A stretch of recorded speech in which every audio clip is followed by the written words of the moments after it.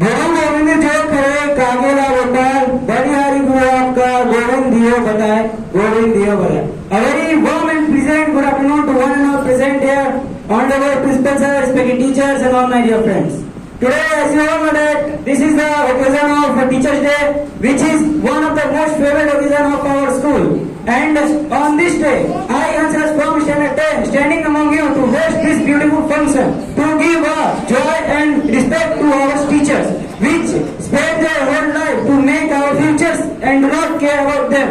They give us lots of information, the way to live, standard of living, and other information for living our life. And they make our lives easy. So I am very thankful to all my teachers who have whom I met in my life, and they have given me a lot of things to learn and to get lead in the life.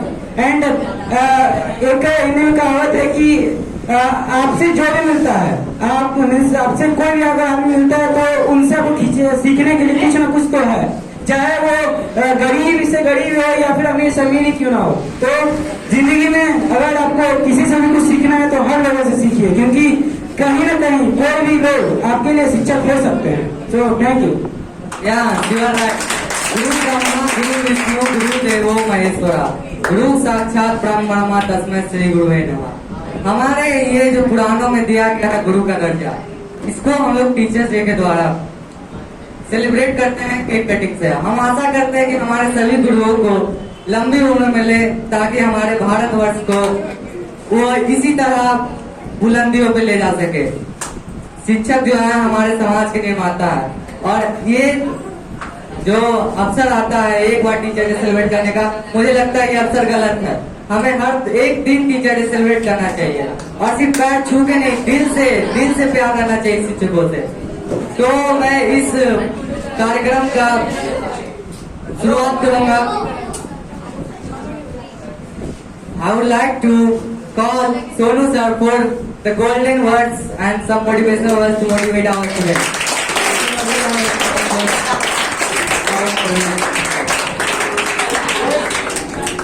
Yes, he is one of the favorite teachers of our school.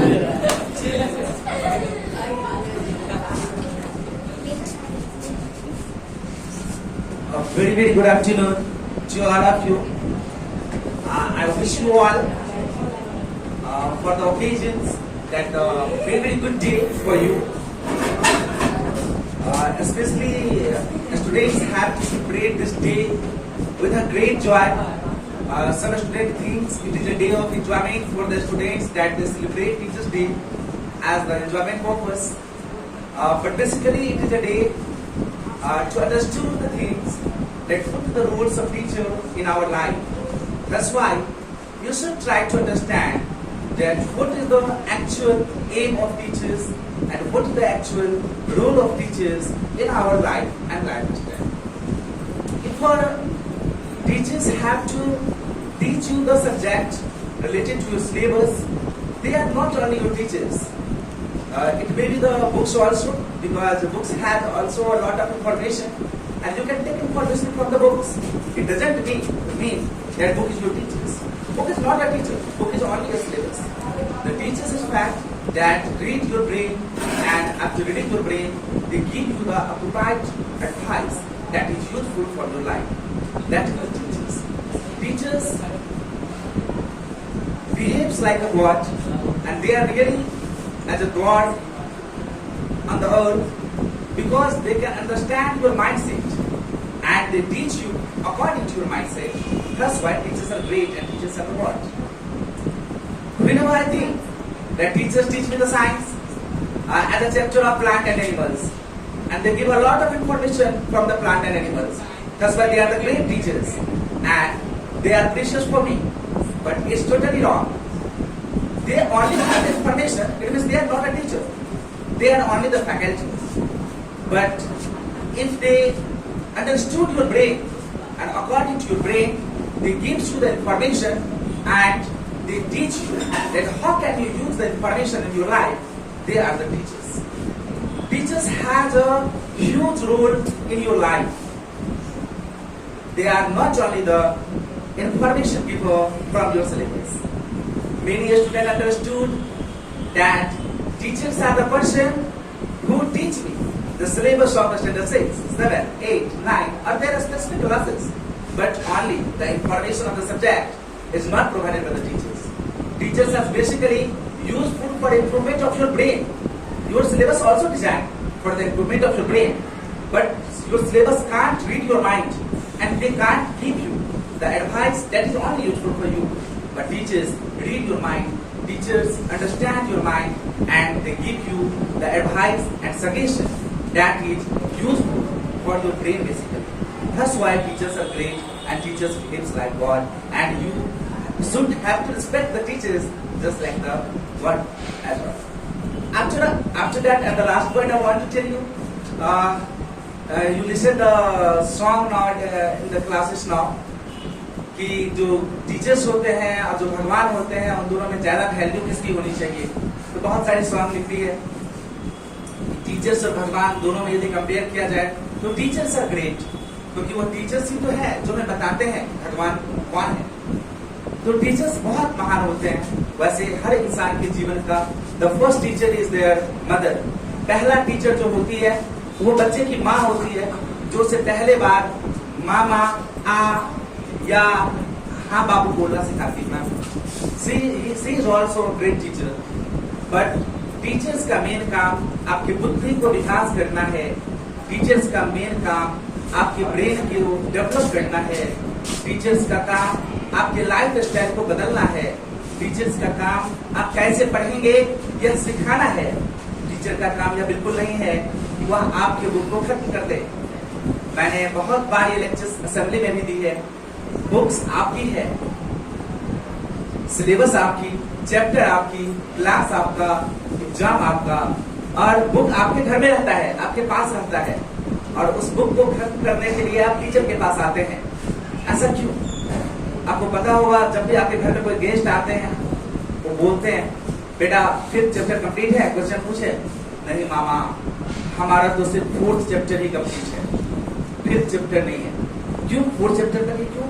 हमारे sir ने सिर्फ 4th chapter तक पढ़ाया है, अबे 5th chapter तो school में हुआ ही नहीं है. अच्छा, तो जब 5th चैप्टर स्कूल में होगा तब आपको याद होगी. क्या आप खुद से 5th चैप्टर नहीं पढ़ सकते? तो बुक्स किसकी है? आप ही की तो है. वो सिलेबस किसकी है? आप ही की है. फिर 5th चैप्टर पढ़ने के लिए टीचर का इंतजार क्यों? क्योंकि आप टीचर डिपेंडेंट हो रहे हैं. आप ये समझ चुके हैं कि टीचर्स का काम है सिलेबस फिनिश करना. मैं देखता हूँ टीचर्स के पास एक बुक होता है, टीचर्स उस बुक से पढ़ा रहे होते हैं और सारे बच्चे टीचर्स को ध्यान मग्न होकर सुन रहे होते हैं. एक ही बुक ओपन रहता है टीचर के पास, बाकी सारा बुक ऑफ रहता है, बच्चे पढ़ रहे होते हैं. आप सोचो, यदि सिर्फ एक ही बुक से पढ़ाई संभव था तो फिर स्कूल ने सारे बच्चों को बुक क्यों दिया? क्योंकि बुक आपका है. बुक को टीचर को बुक पढ़ने की जरूरत नहीं है. बुक पढ़ने की जरूरत आपको. वो सिलेबस आपकी है, आप अपने बुक को खुद से पढ़कर फिनिश कर सकते हैं. हाँ, टीचर का काम है कि आप उस बुक को कैसे फिनिश करेंगे, उसमें आपको टीचर हेल्प करेंगे.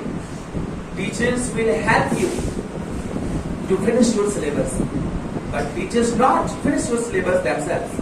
टीचर्स खुद से अपना सिलेबस फिनिश नहीं करेंगे आपका. आप अपने सिलेबस को कैसे फिनिश करेंगे उसमें टीचर आपको हेल्प करेंगे. रियल टीचर्स का तो डेफिनेशन ही होता है जो आपकी बुद्धि को सही दिशा दे, वही रियल टीचर्स है. हमारे पास एक छोटा सा एग्जाम्पल है ऑन बिहाफ ऑफ टीचर्स. आप एक बात सोचो, आपको एक रास्ते पे जाना है, रास्ता पे अंधेरा है, कुछ भी दिखाई नहीं दे रहा. रास्ता पे अंधेरा है, कुछ भी दिखाई नहीं दे रहा. आपके टीचर्स ने आपको कहा बस सीधे जाना, नहीं गिरोगे, मंजिल तक पहुंच जाओगे. आपको अपने टीचर्स पर भरोसा है, आप सीधे जाओगे और मंजिल तक पहुंच जाओगे.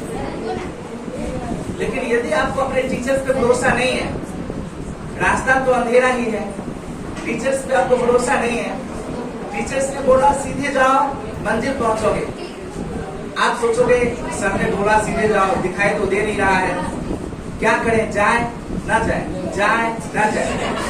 आप पहला कदम जाओगे, रुक जाओगे, दूसरा कदम जाओगे, फिर रुकोगे, खाई चेक करते रहोगे। जब तक आप टीचर्स के बताए गए रास्ता को चेक करते रहोगे, यकीन मानो तब तक आप स्पीड में चल नहीं पाओगे। यदि आप स्पीड में जाना चाहते हो तो सबसे पहले आप इस बात का डिसाइड करो कि आप टीचर्स पे भरोसा करो। आप जब टीचर पे भरोसा कर लोगे तो आपकी गति स्पीड हो जाएगी। आपको पता होगा आगे कोई खाई नहीं है, सीधे जाने से मंजिल तक पहुंचना आसान है। लेकिन यदि आपका भरोसा ही न रहा तो फिर आप मंजिल पर पहुंच नहीं पाओगे। टीचर्स का दो काम है, एक सही रास्ता दिखाना और दूसरा उस रास्ते पे इनलाइटमेंट देना, उस रास्ते पर प्रकाश देना, ताकि आप कुछ भी देख कर चल सको। जो बच्चे क्लासेस में टीचर्स को सुनते नहीं है ध्यान से, टीचर्स जब बोलते हैं उस समय बात कर रहे होते हैं, यकीन मानो उनका भविष्य अंधकार में है, उनके भविष्य का कुछ नहीं हो सकता। इस संसार में टीचर्स की बातों से ज्यादा इंपॉर्टेंट कुछ भी नहीं। आपकी बुक्स भी नहीं, आपकी सिलेबस भी नहीं, आपकी एजुकेशन भी नहीं, आपकी एग्जाम भी नहीं। टीचर्स की बातें ही वह ज्ञान है जो आपको सही रास्ता दिखाता है और बुक की इंफॉर्मेशन आपको उस रास्ते पे लाइट देता है। रास्ते पे लाइट ना भी रहे तो भी टीचर्स के सही रास्ते पे आप दौड़ के जा सकते हो। लाइट होना ना होना एक अलग बात है। आखिरकार मैं आता हूं संस्कारों पे, तो आप इस बात को अच्छे से समझो।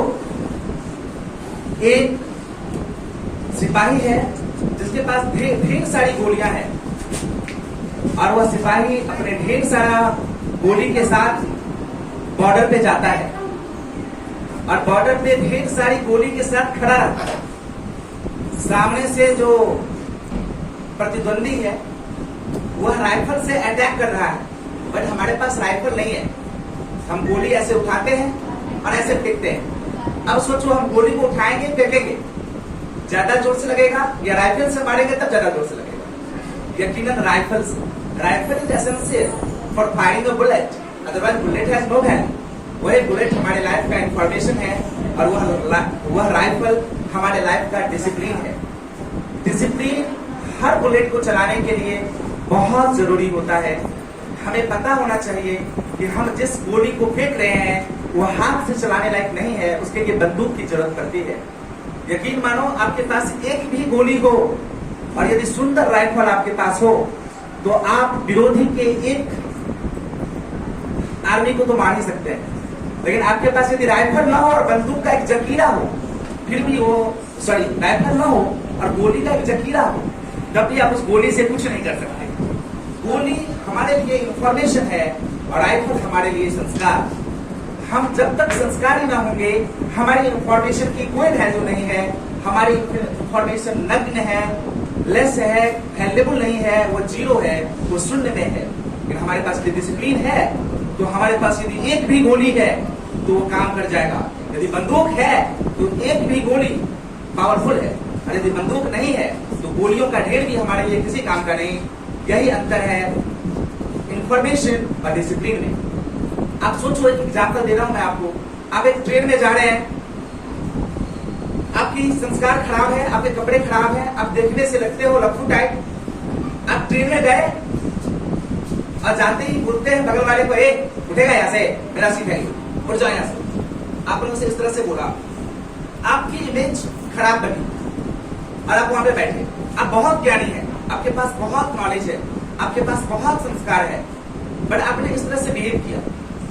अगले ही पल वहां पर बहस हो रही थी किसी टॉपिक पे, वो सारे लोग गलत बोल रहे थे।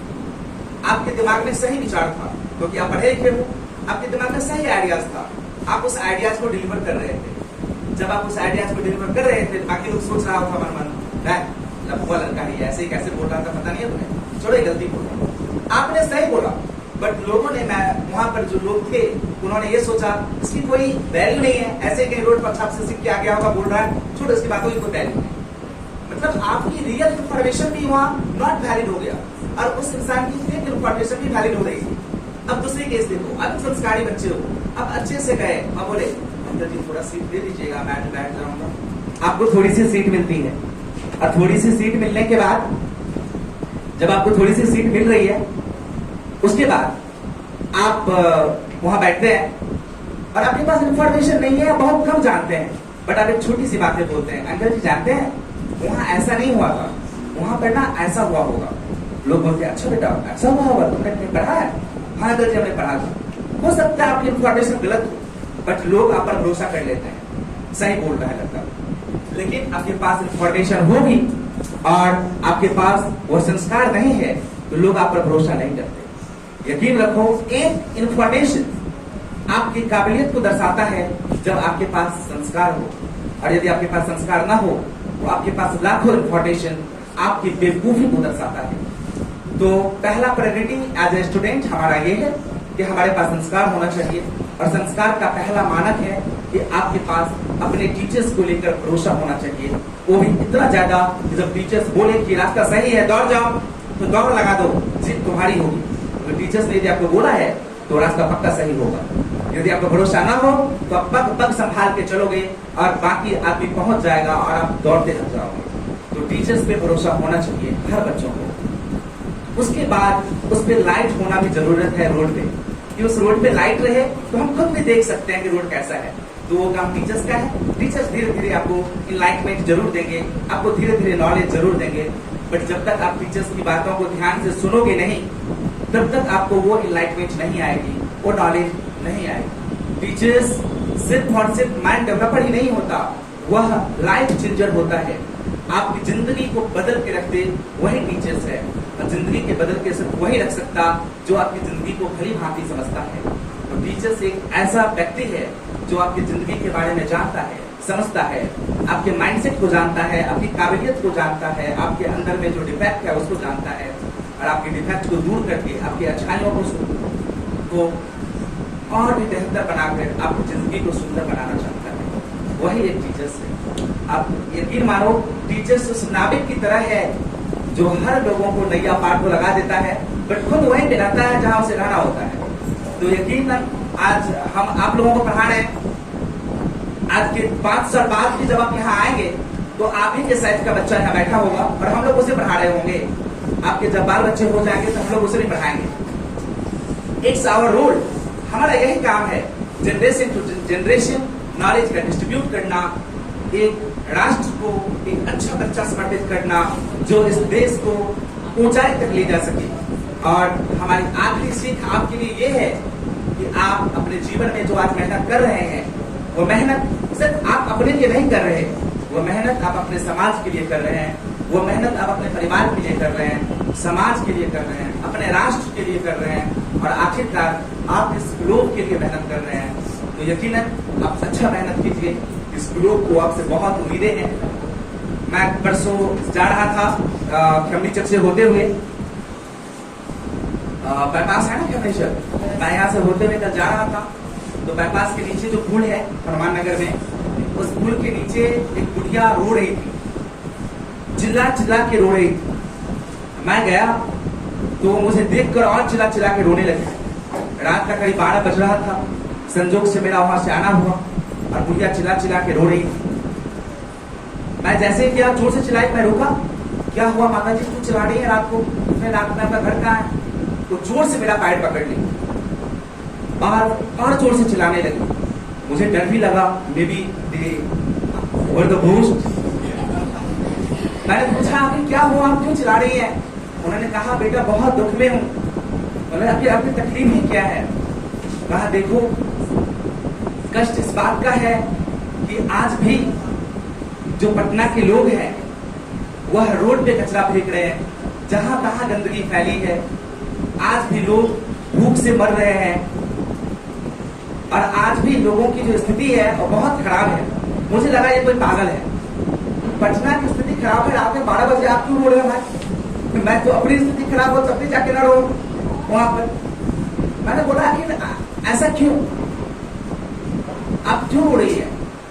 उन लोगों की स्थिति खराब है, वो लोग समझे, आपका रोने से क्या मतलब? उन्होंने कहा कि हमारा निदान आप ही कर सकते हैं। बोले इतनी बड़ी कष्ट का निदान मैं कैसे कर सकता हूं? मुझे लगा कहीं ये पागल बुढ़िया है। मैं किसी तरह बाइक स्टार्ट किया, वहां से भागा, अपने घर पहुंचा। मैं जैसे ही गेट लगाया अपने मेन गेट को, फिर से गुड़िया बाहर खड़ी हटोड़ में बजा रही। अब तो मुझे पक्का बिलीव था शी इज घोस्ट। मुझे बहुत डर हुआ।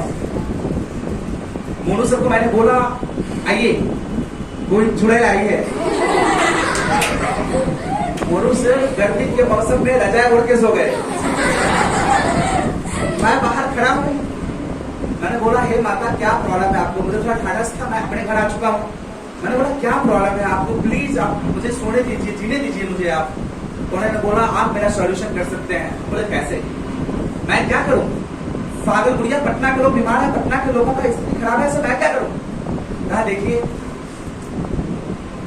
पटना के लोगों की स्थिति खराब है, इसका वजह सिर्फ वही लोग नहीं है, इसकी वजह उनमें फैली हुई वो अशिक्षा है जिसकी वजह से वो समझ ना पाते कि कूड़ा कहाँ पे फेंकना है, कचरा कहाँ पे फेंकना है।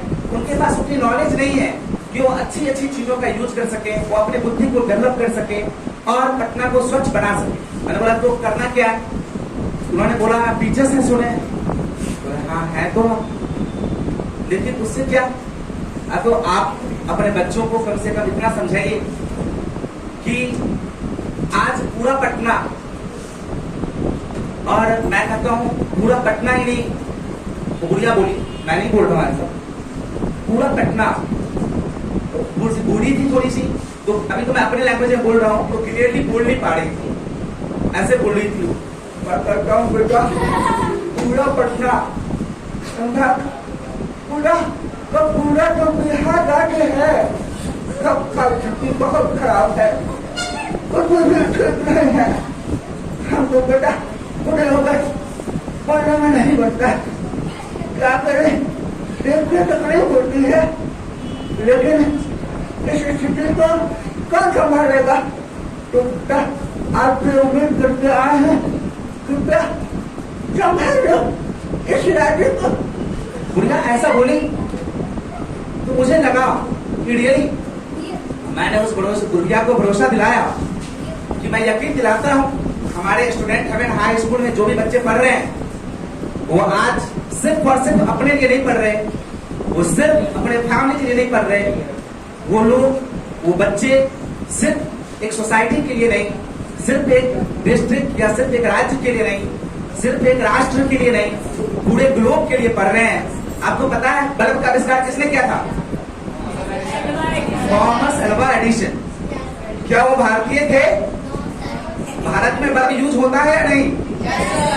इसका मतलब ये हुआ कि उसने एक बल्ब बनाया और पूरे विश्व आज इस बल्ब का यूज कर रहा है। हम उम्मीद करते हैं हमारे यहाँ जो बच्चे पढ़ रहे हैं वह पूरे विश्व के लिए पढ़ रहे हैं, इस ग्लोब के कल्याण के लिए पढ़